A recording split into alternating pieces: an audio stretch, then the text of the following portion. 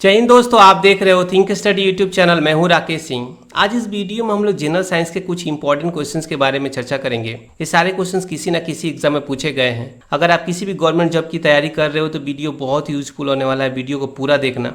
दोस्तों, अगर चैनल को पहली बार देख रहे हो तो सब्सक्राइब कर लो, बेल आइकन को प्रेस करो ताकि वीडियो की नोटिफिकेशन सबसे पहले आपको मिले। वीडियो अच्छा लगे तो शेयर जरूर करना। विंडमिल का जो ब्लेड होता है, अगर उसको जोर से घुमाया जाए तो उसमें कौन सी एनर्जी गैदर होती है? तो इसका राइट आंसर होगा पोटेंशियल एनर्जी। एक सांवला आदमी है तो उसको कम गर्मी और कम ठंडा लगता है। कौन सा डिवाइस है जो इलेक्ट्रॉनिक सर्किट को ब्रेक करता है? तो इसका राइट आंसर होगा स्विच। किस टेम्परेचर पर फ़ारेनहाइट और सेंटीग्रेड स्केल बराबर होते हैं? तो -40 डिग्री सी पर। स्केलेशन किधर वर्क करता है? तो जो फोर्स के डायरेक्शन में स्केलेशन वर्क करता है, याद रखना, फोर्स के डायरेक्शन में। एटम बम किस प्रिंसिपल पर काम करता है? तो इसका राइट आंसर होगा nuclear fission. Depth of the sea की यूनिट क्या है? डेप्थ ऑफ द सी किस यूनिट में मापा जाता है? तो इसका फैथोम। एस्टिग्मेटिज्म एक आंख की बीमारी है। इसको ठीक करने के लिए कौन सा लेंस का यूज़ किया जाता है? तो वो तो सिलेंड्रिकल लेंसेज का यूज़ किया जाता है। लैम्बर्ट लॉ किससे रिलेटेड है? इल्यूमिनेशन से रिलेटेड है। तो बैटरी में कौन सी एनर्जी होती है जो इलेक्ट्रिकल एनर्जी में कन्वर्ट होती है? तो ये केमिकल एनर्जी होती है। बैटरी में हम लोग एसिड और कुछ इनपुट देते हैं और उसका आउटपुट क्या होता है? हम लोग को इलेक्ट्रिसिटी प्रोवाइड करता है। जो लॉन्गिट्यूडनल मैकेनिकल वेव्स होती हैं जिनका फ्रीक्वेंसी 20 हर्ट्ज से कम रहता है उसको क्या कहते हैं? इंफ्रासोनिक वेव्स कहते हैं इसको। स्टार्स के बीच का डिस्टेंस किस यूनिट में मापा जाता है? लाइट ईयर्स में। जो भी एस्ट्रोनॉमिकल बॉडीज होती हैं उनके बीच का डिस्टेंस लाइट ईयर्स में ही मापा जाता है। अल्बर्ट आइंस्टाइन को नोबेल प्राइज किसके लिए मिला था? तो फोटो इलेक्ट्रिक इफेक्ट के लिए इनको मिला था। इलेक्ट्रिक मोटर इलेक्ट्रिक एनर्जी को किस एनर्जी में कन्वर्ट करता है? तो इलेक्ट्रिकल एनर्जी को मैकेनिकल एनर्जी में कन्वर्ट होता है। मोटर में हम लोग इलेक्ट्रिसिटी प्रोवाइड करते हैं और उसके सैफ्ट रोटेट करना शुरू कर देते हैं, तो यहाँ पर रोटेशन मतलब मैकेनिकल एनर्जी में कन्वर्ट हो जाता है। रॉबर्ट कोच ने क्या इन्वेंट किया था? तो रॉबर्ट कोच ने इलेक्ट्रॉन माइक्रोस्कोप बनाया था। Force of attraction between the molecules of different substance is called adhesive force. जो दो सब्सटेंस के बीच में जो फोर्स ऑफ अट्रैक्शन होगा, जिनके मॉलिक्यूल्स के बीच में जो फोर्स ऑफ अट्रैक्शन होगा उसको क्या बोलते हैं? एडहेसिव फोर्स बोलते हैं। गुड कंडक्टर्स के इलेक्ट्रॉन्स लूजली बाउंड होते हैं एक दूसरे से। 1 बैरल में कितने लीटर होते हैं? तो 159 लीटर होते हैं। याद रखिएगा, एग्जाम में बहुत इंपॉर्टेंट, बहुत बार पूछा गया है। अगर एक बार मैग्नेट को हम लोग 3 पार्ट्स में काटें तो उसमें कितने पोल्स हो जाएंगे? तो इसमें हो जाएंगे 6 पोल्स। अगर एक बार मैग्नेट है, इसको काट देंगे ना यहाँ से, तो इसमें एक नॉर्थ साउथ हो जाएगा, इसमें एक नॉर्थ साउथ हो जाएगा और इसमें एक नॉर्थ साउथ हो जाएगा। तो कितने हुए? 6 पोल्स हुए। अगर बॉडी हो, पूरा खोखला हो, हॉलो हो, उसमें कुछ ना हो, तो उसका सेंटर ऑफ ग्रेविटी कहाँ होगा?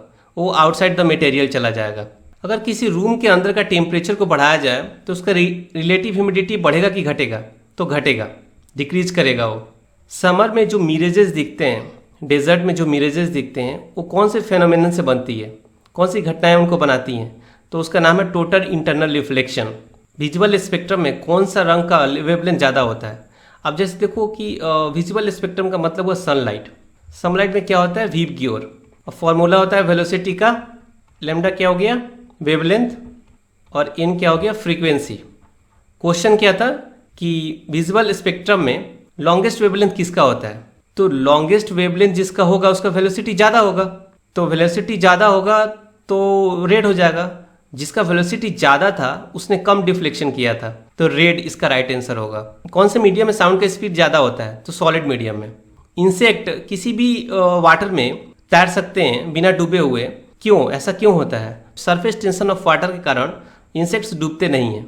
The law of electrolysis was proposed by, तो द लॉ ऑफ इलेक्ट्रोलिसिस किसने दिया था? माइकल फैराडे ने दिया था।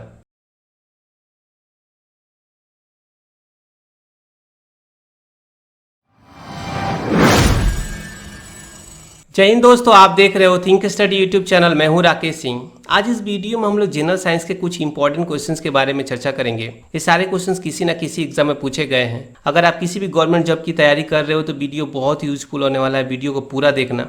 दोस्तों, अगर चैनल को पहली बार देख रहे हो तो सब्सक्राइब कर लो, बेल आइकन को प्रेस करो ताकि वीडियो की नोटिफिकेशन सबसे पहले आपको मिले।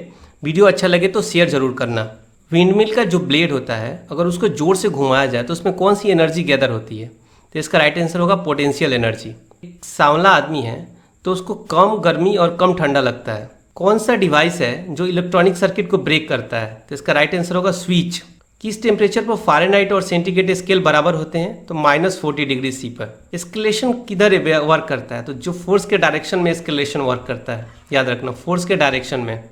एटम बम किस प्रिंसिपल पर काम करता है? तो इसका राइट आंसर होगा nuclear fission. Depth of the sea की यूनिट क्या है? डेप्थ ऑफ द सी किस यूनिट में मापा जाता है? तो इसका फैथोम। एस्टिग्मेटिज्म एक आँख की बीमारी है, इसको ठीक करने के लिए कौन सा लेंस का यूज़ किया जाता है? तो होते हैं सिलेंड्रिकल लेंसेज का यूज़ किया जाता है। लैम्बर्ट लॉ किससे रिलेटेड है? इल्यूमिनेशन से रिलेटेड है। तो बैटरी में कौन सी एनर्जी होती है जो इलेक्ट्रिकल एनर्जी में कन्वर्ट होती है? तो ये केमिकल एनर्जी होती है। बैटरी में हम लोग एसिड और कुछ इनपुट देते हैं और उसका आउटपुट क्या होता है? हम लोग को इलेक्ट्रिसिटी प्रोवाइड करता है। जो लॉन्गिट्यूडनल मैकेनिकल वेव्स होती हैं जिनका फ्रीक्वेंसी 20 हर्ट्ज से कम रहता है उसको क्या कहते हैं? इंफ्रासोनिक वेव्स कहते हैं इसको। स्टार्स के बीच का डिस्टेंस किस यूनिट में मापा जाता है? लाइट ईयर्स में। जो भी एस्ट्रोनॉमिकल बॉडीज होती हैं उनके बीच का डिस्टेंस लाइट ईयर्स में ही मापा जाता है। अल्बर्ट आइंस्टाइन को नोबेल प्राइज किसके लिए मिला था? तो फोटो इलेक्ट्रिक इफेक्ट के लिए इनको मिला था। इलेक्ट्रिक मोटर इलेक्ट्रिक एनर्जी को किस एनर्जी में कन्वर्ट करता है? तो इलेक्ट्रिकल एनर्जी को मैकेनिकल एनर्जी में कन्वर्ट होता है। मोटर में हम लोग इलेक्ट्रिसिटी प्रोवाइड करते हैं और उसके सैफ्ट रोटेट करना शुरू कर देते हैं, तो यहाँ पर रोटेशन मतलब मैकेनिकल एनर्जी में कन्वर्ट हो जाता है। रॉबर्ट कोच ने क्या इन्वेंट किया था? तो रॉबर्ट कोच ने इलेक्ट्रॉन माइक्रोस्कोप बनाया था। Force of attraction between the molecules of different substance is called adhesive force. जो दो सब्सटेंस के बीच में जो फोर्स ऑफ अट्रैक्शन होगा, जिनके मॉलिक्यूल्स के बीच में जो फोर्स ऑफ अट्रैक्शन होगा उसको क्या बोलते हैं? एडहेसिव फोर्स बोलते हैं। गुड कंडक्टर्स के इलेक्ट्रॉन्स लूजली बाउंड होते हैं एक दूसरे से। 1 बैरल में कितने लीटर होते हैं? तो 159 लीटर होते हैं। याद रखिएगा, एग्जाम में बहुत इंपॉर्टेंट, बहुत बार पूछा गया है। अगर एक बार मैग्नेट को हम लोग 3 पार्ट्स में काटें तो उसमें कितने पोल्स हो जाएंगे? तो इसमें हो जाएंगे 6 पोल्स। अगर एक बार मैग्नेट है, इसको काट देंगे ना यहाँ से, तो इसमें एक नॉर्थ साउथ हो जाएगा, इसमें एक नॉर्थ साउथ हो जाएगा और इसमें एक नॉर्थ साउथ हो जाएगा। तो कितने हुए? 6 पोल्स हुए। अगर बॉडी हो, पूरा खोखला हो, हॉलो हो, उसमें कुछ ना हो, तो उसका सेंटर ऑफ ग्रेविटी कहाँ होगा? वो आउटसाइड द मटेरियल चला जाएगा।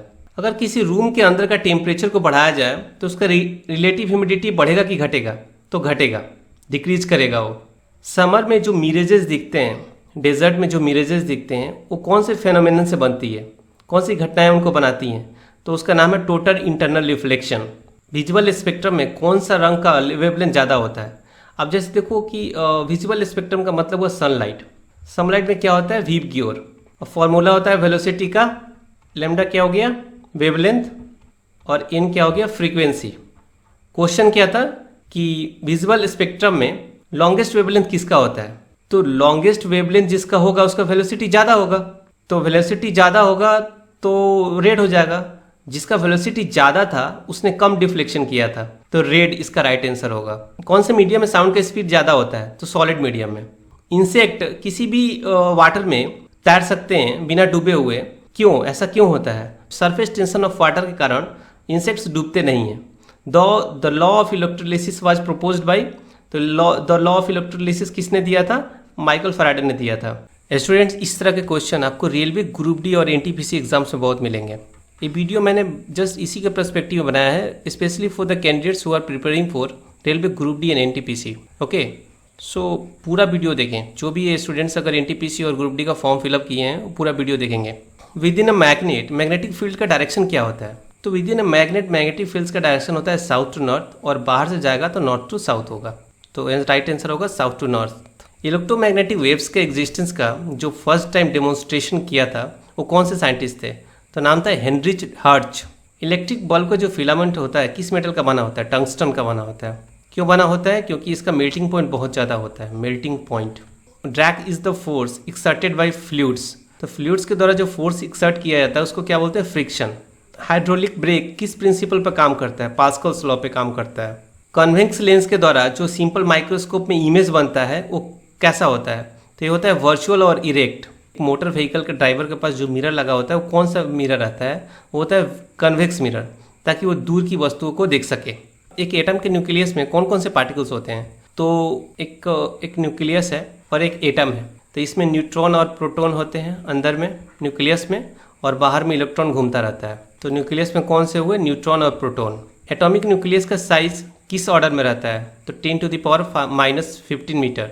मून के सरफेस से किसी भी एस्ट्रोनॉट को स्काई ब्लैक क्यों दिखता है? तो इसका राइट आंसर होगा एटमॉस्फेयर का एब्सेंस के कारण। वहाँ पे एटमॉस्फेयर नहीं होता, इसी के कारण किसी भी एस्ट्रोनॉट को स्काई ब्लैक दिखता है। स्पेसिफिक रेजिस्टेंस किस पे डिपेंड करता है? तो होता है मटेरियल पे डिपेंड करता है। स्पीड ऑफ लाइट क्या मीडियम पे, टेम्परेचर ऑफ द मीडियम पे डिपेंड करता है? तो ऐसा कुछ नहीं है, ये डिपेंड नहीं करता। इसका राइट आंसर होगा false. Speed of light temperature of the medium पे डिपेंड नहीं करता, ये अनचेंज रहता है, याद रखना। नेचर में स्ट्रॉन्गेस्ट फोर्स कौन सी है? होती है न्यूक्लियर फोर्स। दोस्तों आज का वीडियो यहीं समाप्त होता है, फिर मिलेंगे एक नए इन्फॉर्मेटिव वीडियो के साथ। अभी के लिए बाय बाय।